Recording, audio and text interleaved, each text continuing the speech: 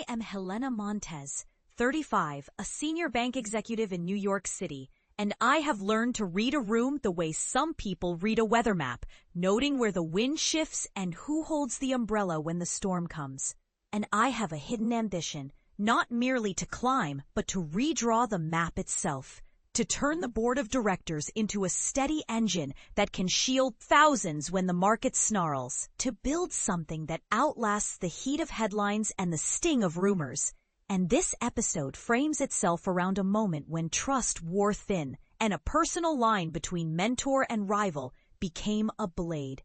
A fellow director who once opened the door for me, who spoke in tones of guidance and promised power, began to lean on a secret I kept like a guarded file in a safe, threatening to leak it and to use it to pull me off course. And the stakes sharpened because beneath the suit and the numbers I carried a torn home, a quiet divorce that left me with custody of a future I would not. But the breathless refrain of that day came not from words alone, but from the dim glow of the ceiling lights and the weight of eyes that watched me across the table. I remember the metal tang in the air, the hum of the air conditioner, the soft click of a glass as he set down a glass of water with the precision of a man who enjoys control. He thought the long game was in his hands, that a single misplaced sentence could derail me, because I had risen quickly, yes, but I had learned to bend rather than break under pressure, to keep a smile on my face while the trap tightened, and I had learned that the true prize is not the next quarter, but the next breath of air when the world expects you to crumble, because I had spent years crawling from the margins to this seat, and I wanted to prove not just to him, but to every face in this city that a woman can hold the line and still hold a future for her family, which made the threat feel personal in a way that the market never can be. For the tea. The relationship that frames the episode was never romantic in the ordinary sense, yet it was intimate in its own way. We shared a shorthand of strategy, a quiet respect for risk, and a mutual flair for the long view. And he had watched me come up from the edges of a crowded room and had claimed a role in shaping my path, offering counsel that sounded generous even as it carried a price. I trusted him enough to reveal the outlines of a past decision I would rather forget. A painful divorce that had forced me to become both parent and provider, to juggle cases and custody calls, to hide the fear of a life that could be overturned by a single whisper rumor.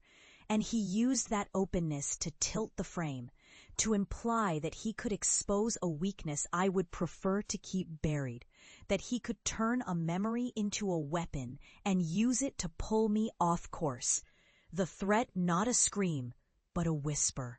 Not a shout, but a promise that the wrong disclosure would ripple through the bank like a bad loan that.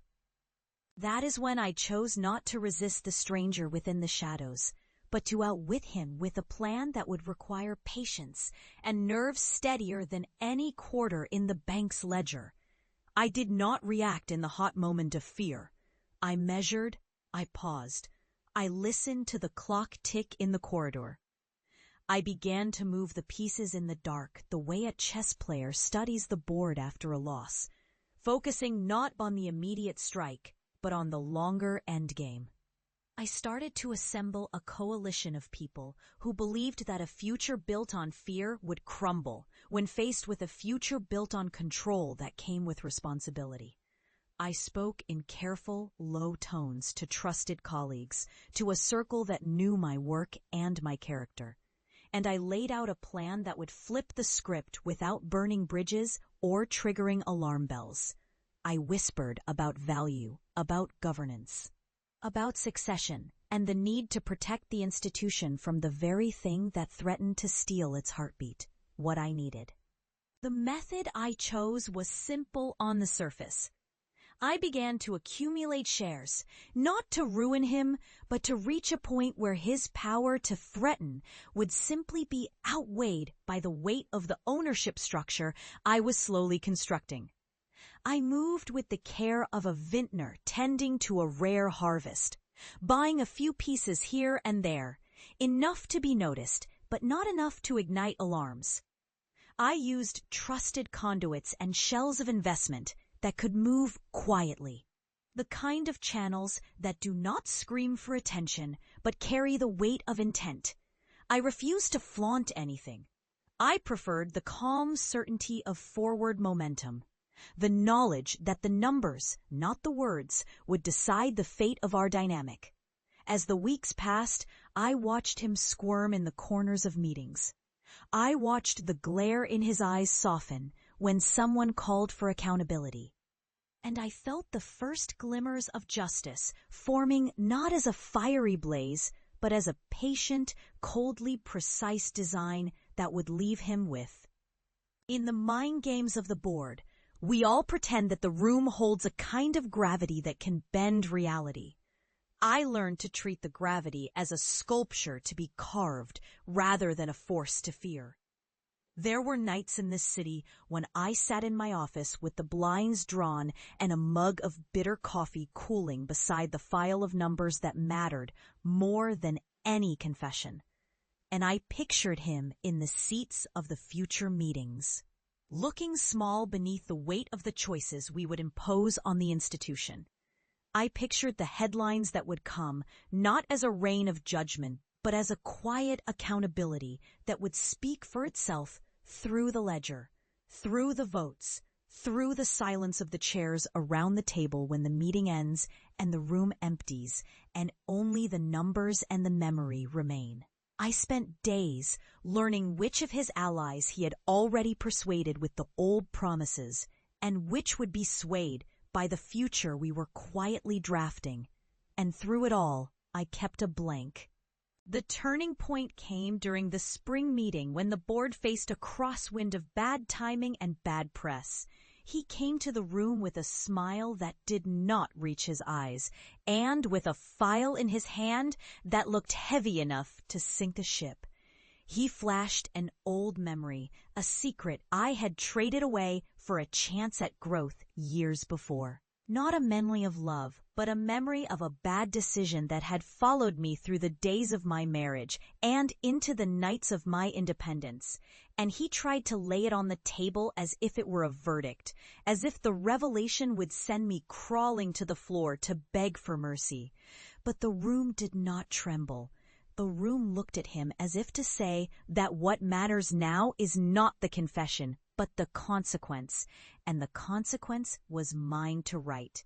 When the votes began, it was not I who spoke the loudest, but the quiet chorus of those who had watched me work in the shadows, who had watched me turn risk into rational plan and fear into focus. One by one, the shares. The cost of that victory sat with me late into the night, when the city outside my window glowed with the ceaseless pulse of life and the rain made the glass fog with the memory of tears I had not shed for years, and I thought about the price of justice, about how in the act of taking away someone else's leverage, I had given away a part of my own easy innocence.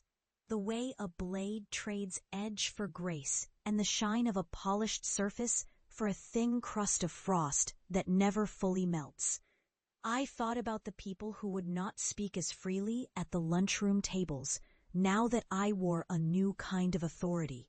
About the younger colleagues who would learn to voice their worth, but who might also learn to hold their silence in fear of becoming the next target of power. And I thought about the line I had learned not to blur.